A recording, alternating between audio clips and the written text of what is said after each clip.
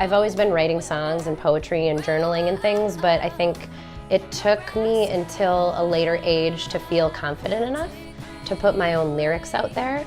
I mean, I can write music all the livelong day and play in orchestras, and I've played violin and sang in a bajillion other bands.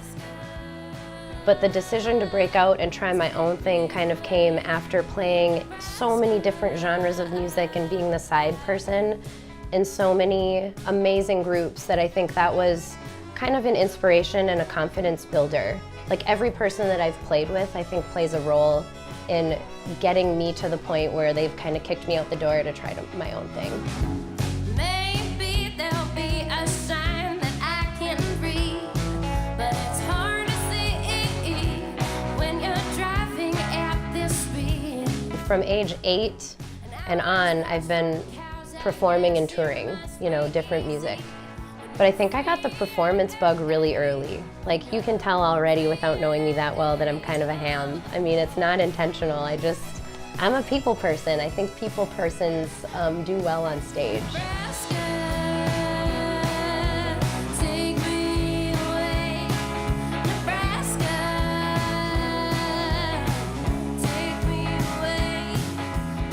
I grew up in Eveleth, Minnesota, which is about an hour north of Duluth.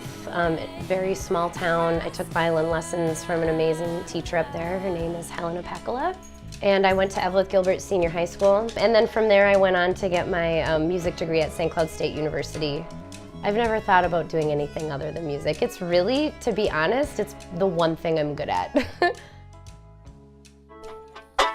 And we can be like a little bit closer to the bridge than we normally would, I think. I want a little bit more air. That's always been in the back of my mind. Like, I know I'm gonna teach, like on the side of whatever I'm doing, because I think, for me personally, I do love teaching, and I think it's important to like keep things going with, you know, the younger generation. You know what I mean? So I want you to think land.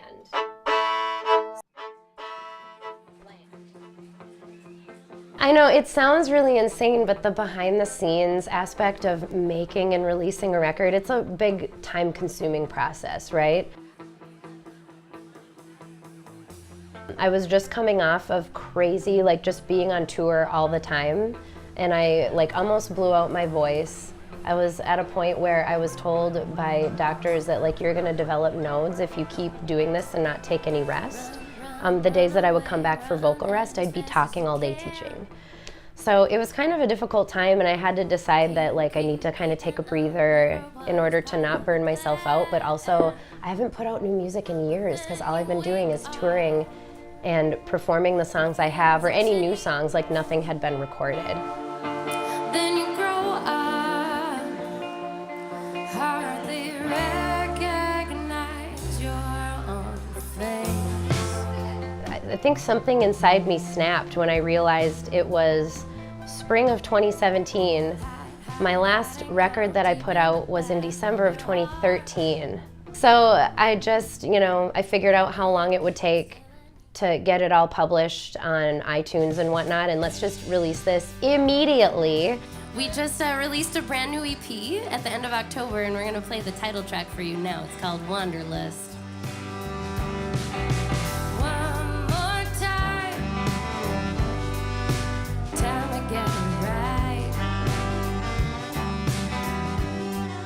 In a nutshell, I think there's no formula. What it takes to make it is to just work hard and continue your path. If you are feeling